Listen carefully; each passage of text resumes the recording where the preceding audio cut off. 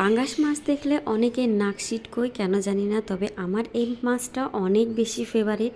আমার কিন্তু খুব ভালো লাগে খেতে, আর তার সাথে আমার বাড়ির সবাই। আমি বিকেলের দিকে শেহরের জন্য রান্না বান্না কিছু করে রাখি, কারণ রাত্রিতে উঠে রান্না করতে অনেক বেশি অসুবিধা হয়।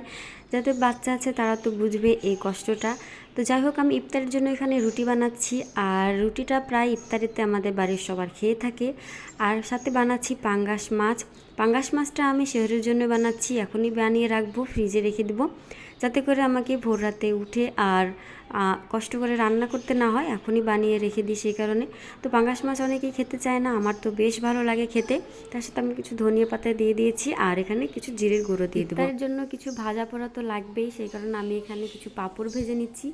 আসলে এই আলুর পাঁপড়গুলো আমি বাড়িতে বানিয়েছি, এতে কিন্তু অনেক সুন্দর হয়। তো বানানোর পর আমার খাওয়াই হয়নি, যেহেতু রোজা ছিলাম, তাই আমি ইফতারিতে এই পাঁপড়গুলো ভেজে নিলাম। তার জন্য প্রতিদিন এই ডালের বড়াটা তো লাগবেই। মসুর ডালের বড়া আমার অনেক বেশি ফেভারিট, আর তার সাথে কিন্তু আমার বাড়ির সবার এই ডালের বড়াটা ইফতারের জন্য অবশ্যই দরকার। এখানে আমি মসুর ডালকে ভালো করে আগে ভিজিয়ে রেখেছিলাম, তারপর ওটা বেটে ওতে ধনিয়া পাতা দিয়েছি, পেঁয়াজ, লঙ্কা, সাথে একটু জিরের গুঁড়ো আর লবণ দিয়ে ভালো করে মিশিয়ে নিয়ে এভাবে ভেজে নিব। তাহলে কিন্তু আমার ডালের বড়াটা পুরো রেডি হয়ে যাবে। ইফতারে কিছু সময় আগে আমি এগুলো ভেজে নিই, যাতে করে একটু মুচমুচে থাকে।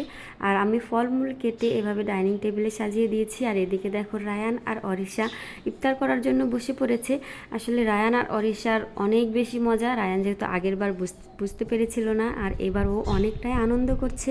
তো এই মাছটা অনেকটাই বেশি ভালো লাগে, একটু ভিন্ন রকম খাওয়া দাওয়া হয়। আজকে দ্বিতীয় রোজায় এই রকম আইটেম ছিল। তো তোমাদের কেমন লাগলো অবশ্যই আমাকে কমেন্টে জানাবে, আর ফলো করে পাশে থাকবে। Thanks for watching.